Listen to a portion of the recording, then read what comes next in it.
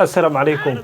كنال كان نقل سعته وشكرستان شاين لينغويستيك انستيتيوت تاريخته waa 20 janaayo 2026 kusoo dhawow casharkeena maanta tole waxaan qaadanaynaa syllables.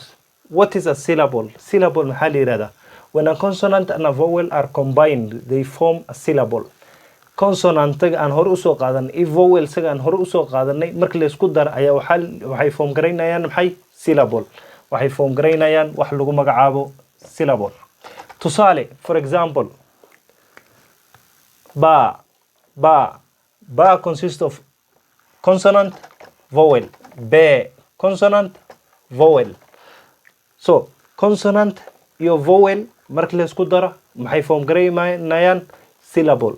Syllable marka haddaan si kale kugu dhigo waa sida uu dhawaaq ku imaan karo. So, consonant iyo vowel marka la isku daro ayaa waxaa ku imanaya maxay syllable.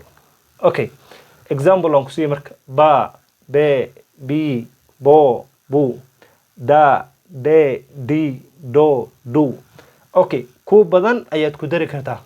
Haddaad buugga kani aad ka iibsatid numberka shaashada kaaga muuqdo waxaad ogaanaysaa in badan oo kale aad inta kusii darsanaysaa. Okay, intaan aan wax ku raaciyo syllable-ku marka waxa waaye hingaad ahaan sidii wixii ay u hingaadsami lahaayeen ama ay u kicismi lahaayeen.